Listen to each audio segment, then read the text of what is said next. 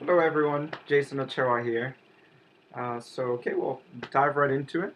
The question is, what single task or project would you consider your most significant accomplishment in your career to date? Okay, so the task or project I want to talk about is, I chose it more because of what it did for me mentally at that time, rather than the size of the accomplishment itself. So, even to this day, I still pull a lot of strength from some of these experiences that I had.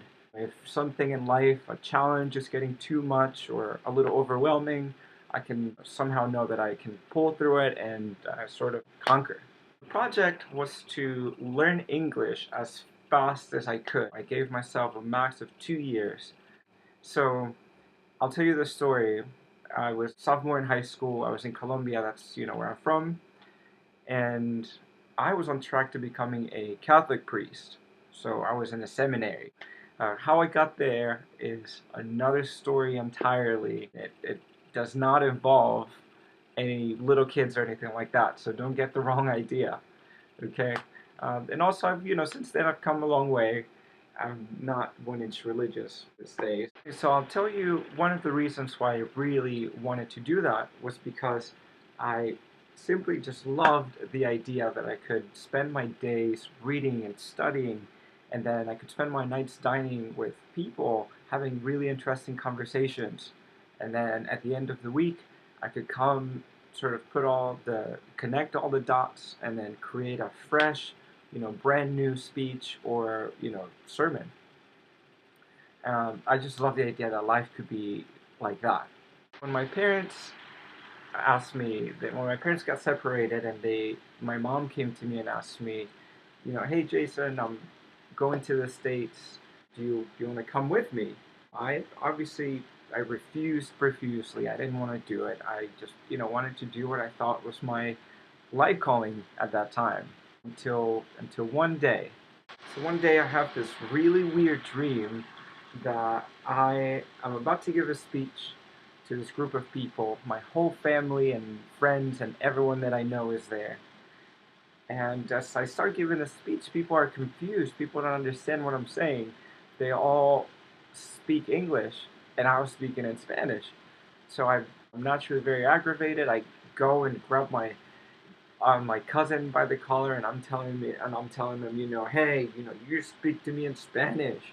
Um, he's like, man, I don't know what you're talking about. So I wake up from this dream. I'm just so decisive, and I said, I have to learn English.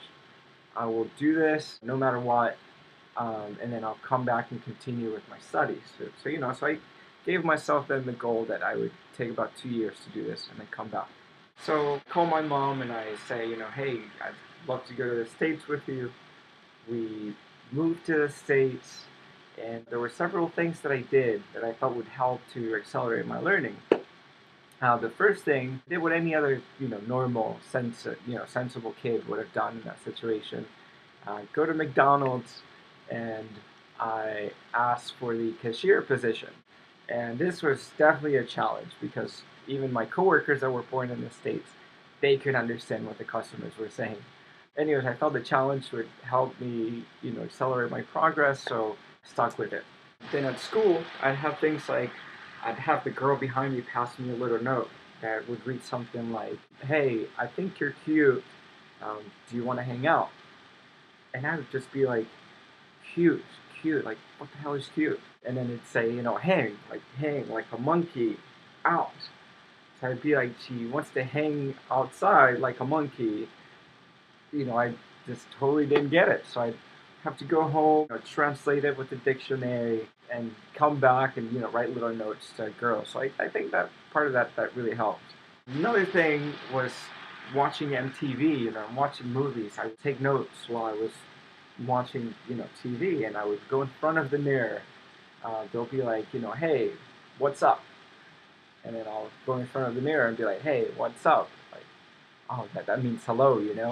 It was definitely not an easy year. It was very challenging, not only because being in high school, a bunch of other immature kids is hard in itself, but Also I didn't have any friends. Obviously I couldn't communicate with people very well.